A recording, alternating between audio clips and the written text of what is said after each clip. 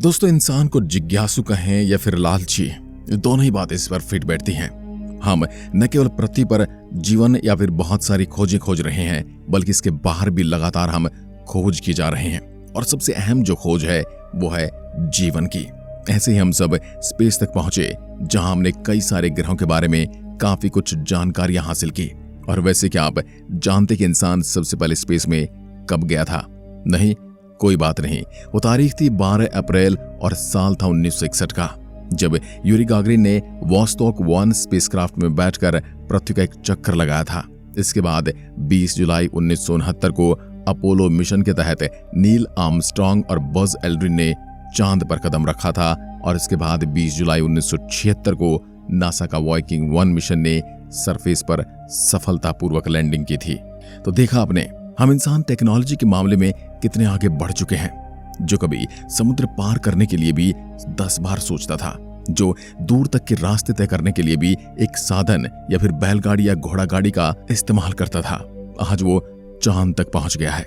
हालांकि अभी भी हमने ब्रह्मांड के बारे में काफी कुछ पता नहीं लगाया है और हमें अभी टाइप 1 सिविलाइजेशन का खिताब भी नहीं मिला है। और ऐसा 1964 में सोवियत एस्ट्रोनॉमर्स निकोलाई कार्डशोव ने कहा था।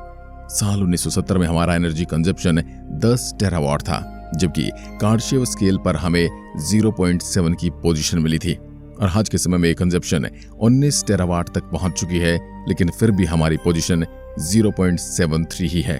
तो इससे ये स्पष्ट हो जाता है कि हम अभी टाइप 1 सिविलाइजेशन के करीब पहुंचे हैं। वैसे टाइप 1 सिविलाइजेशन वो होती है दोस्तों, जिसमें प्लेनेट की पूरी एनर्जी को कंट्रोल कर सके। और टाइप 2 पूरे सोलर सिस्टम की और टाइप 3 पूरी गैलेक्सी की एनर्जी को कंट्रोल करने की ताकत रखती है।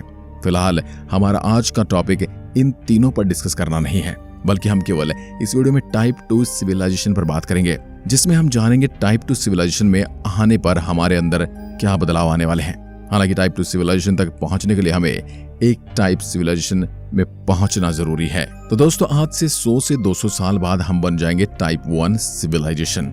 उस समय हमारे प्लेनेट की हवा, हाइड्रोजन और एनर्जी पर पूरा नियंत्रण इंसानों का होगा। तब हम सूरज से आती पूरी एनर्जी को यूटिलाइज कर सकेंगे जो कि पृथ्वी पर गिरती है।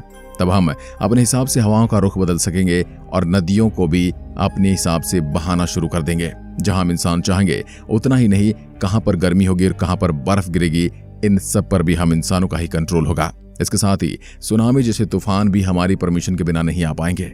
हाँ, अब ये बात और है कि उस समय तक हम इंसान शायद पानी पर भी घर बना चुके होंगे। उस समय हो सकता है कि हम इतने एडवांस हो गए होंगे कि कुछ मिनट में ही एक शहर से दूसरे शहर का सफर कर पाएंगे। टाइप 1 के बाद हमारा अगला टारगेट सूरज होगा और साथ ही हमारा सोलर सिस्टम। उस समय तक हम सूरज के साथ साथ सोलर सिस्टम के हर एक प्लेनेट तक पहुंच चुके होंगे।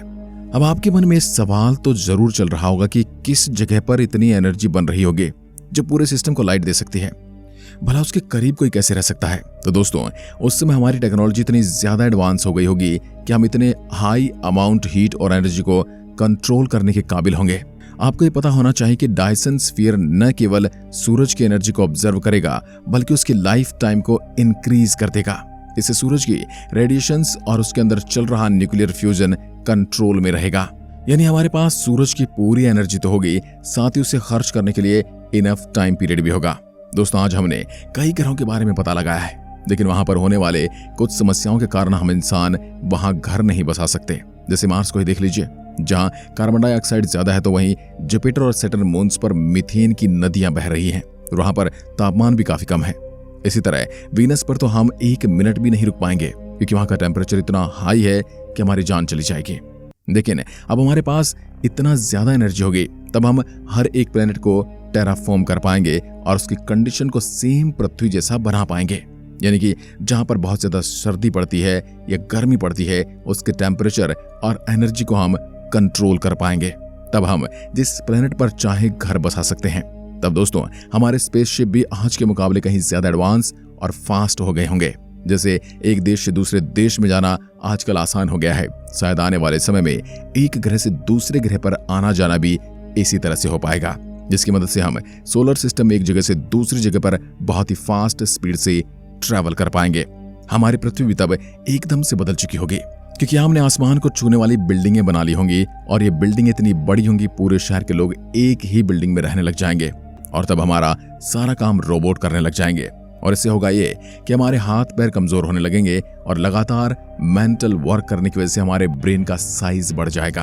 आज कैंसर और डायबिटीज जैसी बीमारियां जिनसे हम इतना डरते हैं, तब ये केवल हमारे लिए सर्दी जुकाम जैसा बन जाएगा, जिसे आसानी से ठीक किया जा सकेगा। कोरोना जैसे पैंडेमिक तब नहीं फैल पाएंगे और इस तरह इंसानों के जीने की क्षमता और ज्यादा बढ़ जाएगी। दोस्तों, ये भी हो सकता है कि तब तक हम अमृतत्व को भी हासिल कर लें, यानी कि हम अजर अमर भी हो सकते हैं। तब पृथ्वी पर ऐसा कोई भी खतरा नहीं होगा जो हमारी जान ले पाए, और स्पेस या सोलर सिस्टम में भी कुछ नहीं होगा जो इंसानों को नुकसान पहुंचा पाए। ये बात तो आप जानते ही हैं कि आज से 6.5 करोड़ साल पहले डायनासोर की प्रजाति एक एस्ट्रॉइड की वजह से खत्म हो गई थी। लेकिन क्या आप जानते हैं, टाइप 2 सिविलाइजेशन के लिए ये एस्ट्रॉइड भी कोई बड़ा खतरा नहीं होगा, क्योंकि हम एस्ट्रॉइड को आराम से चुटकियों में खत्म कर पाएंगे। साथ ही हम पृथ्वी को एक जगह से दूसरी जगह शिफ्ट करने में भी सक्षम होंगे। तो दोस्तों, अब आप ये समझने की गलती मत कर देना कि हमारी जिंदगी को तब कोई खतरा नहीं होगा, क्योंकि तब ऐसे कई खतरे होंगे जो आउटर स्पेस से आकर हमें खत्म कर देंगे। यानी कि जैसे जैसे हम उन्नति करते जाएंगे, वैसे वैसे हमारे लिए खतरे भी अलग तरीके के बनते जाएंगे।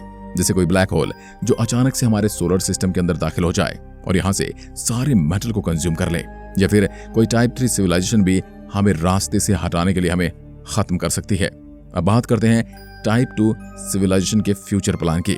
वैसे हर सिविलाइजेशन का पहला मेन मोटिव प्रोग्रेस होता है। सोलर सिस्टम के बाद हमारा जो अगला लक्ष्य होगा वो हमारी मिल्की वे के दूसरे स्टार्स। सबसे पहले हम सबसे नजदीकी स्टार प्रॉक्सिमा सेंचुरी पर कब्जा करेंगे, जिसके बाद अन्य स्टार पर कब्जा करके हम टाइप 3 सिविलाइजेशन का रास्ता पार कर चुके होंगे। वैसे निकोला का दावा था कि हम 3200 साल में टाइप 2 सिविलाइजेशन बन चुके होंगे और टाइप 3 के लिए हमें 10 लाख से भी ज्यादा सालों का समय लग सकता है। और ये तभी संभव है कि आने वाले 10 लाख सालों तक मनुष्य की जाति यहाँ पर जिंदा रह पाए, क्योंकि जिस तरह से हम अपनी पृथ्वी को खराब कर रहे हैं, यहाँ के वातावरण को नष्ट कर रहे हैं, मुझे नहीं लगता कि 10 लाख सालों बाद यहाँ पर एक भी जीव रह पाएगा। इसलिए हमें टाइप 2 और टाइप 3 बनने से पहले हमें एक साधारण इंसान बनना जरूरी है, ताकि हम अपने आसपास के वातावरण को साफ रख पाएं, अपने आसपास की हवा को साफ कर पाएं, हम प्लास्टिक का कम से कम इस्तेमाल करें। क्या आप मेरी बात से सहमत हैं? तो कमेंट में लिखकर जरूर बताएं। जय हिंद, जय भारत।